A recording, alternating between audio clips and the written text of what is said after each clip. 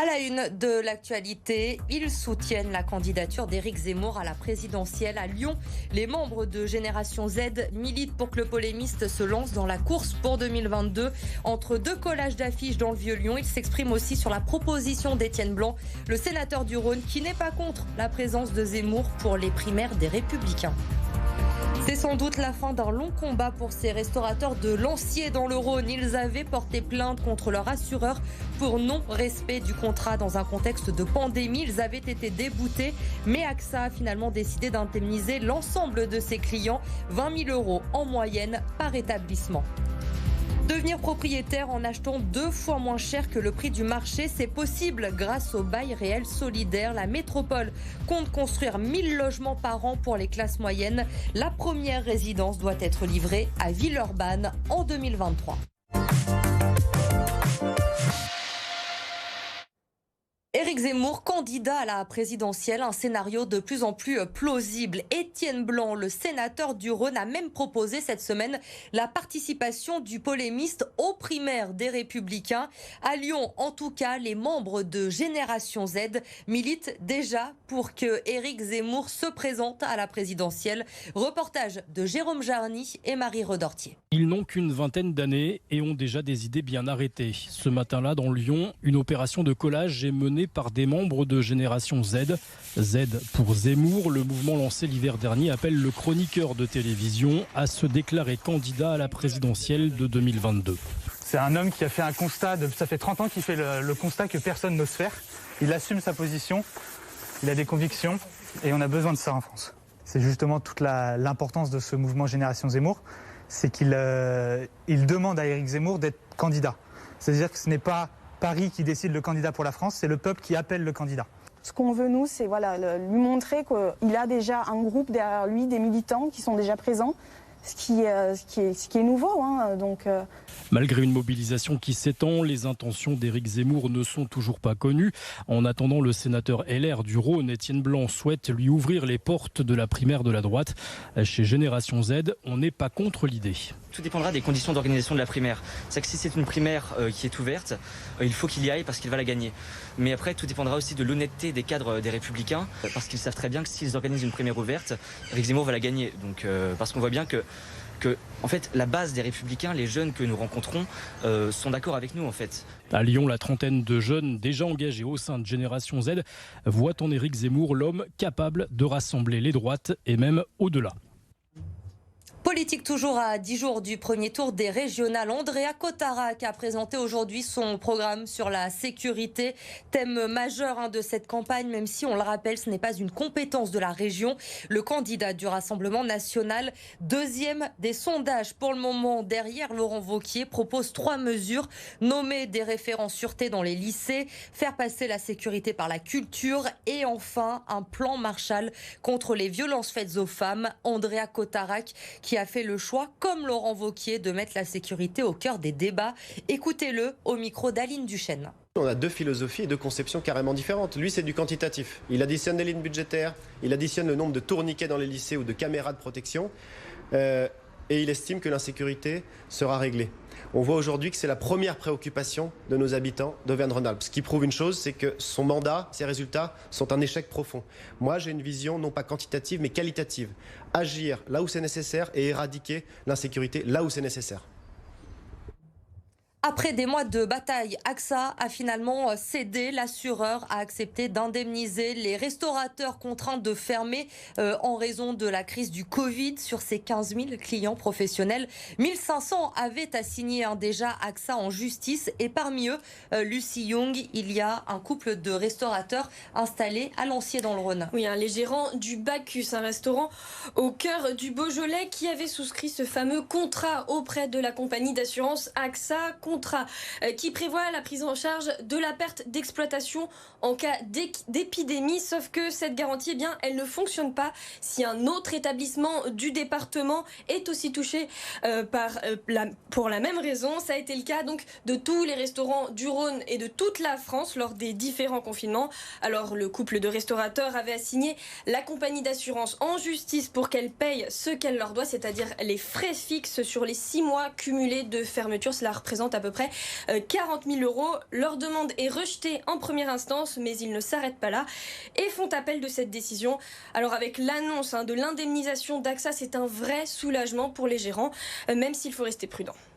Tant qu'on n'a pas de chiffres, pour l'instant, il n'y a rien de fait. Effectivement, c'est une très très bonne nouvelle, ça va dans le bon sens.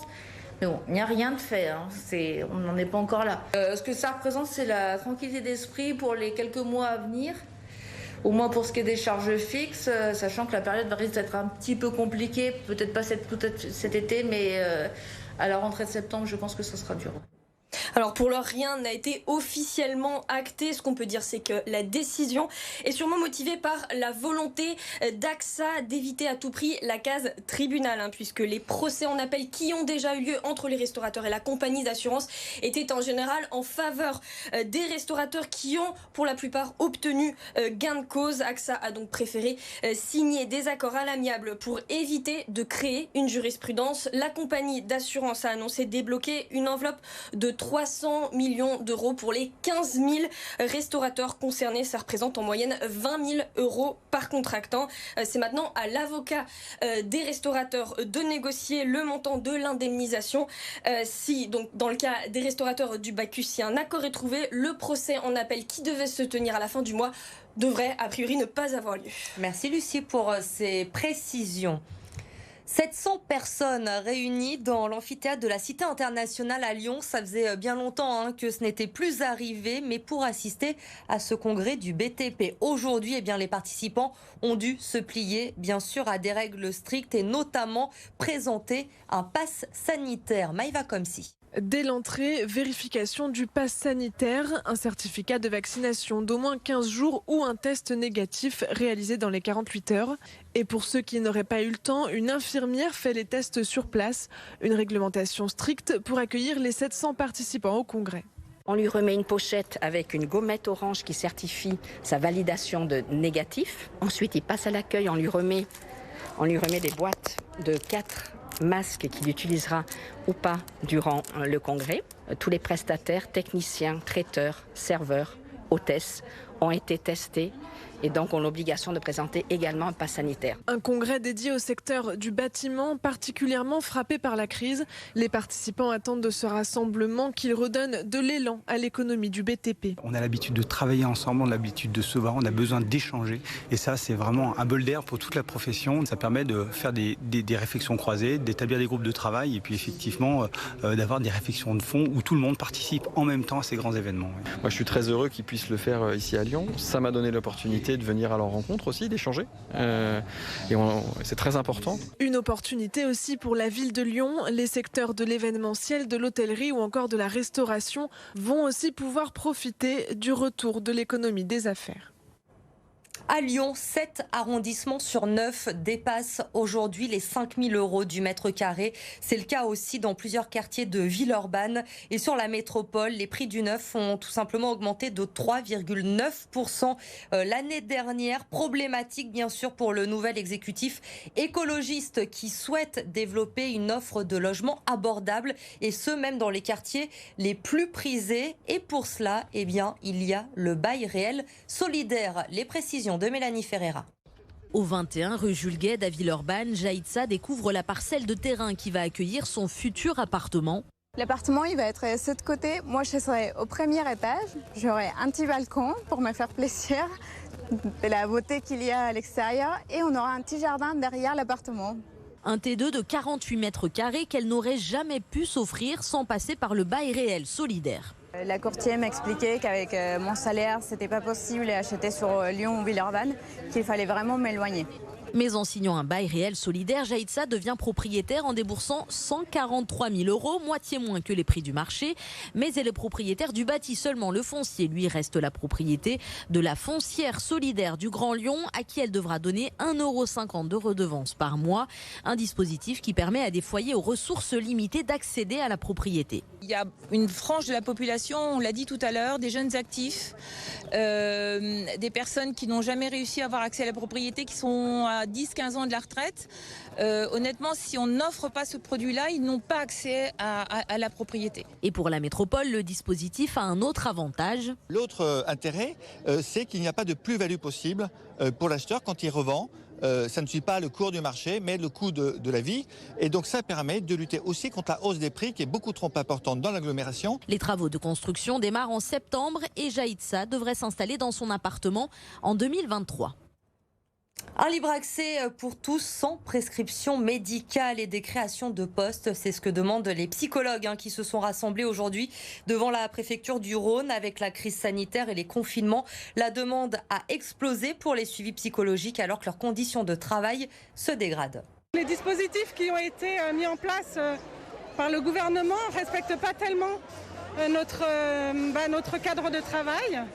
Je pense qu'ils disqualifient un peu notre métier. Et c'est important pour la suite et pour la prise en charge de la santé mentale d'avoir un cadre de travail dans lequel on se sent bien, dans lequel on peut accueillir les patients en toute sécurité et où on décide vraiment de la façon dont on peut travailler.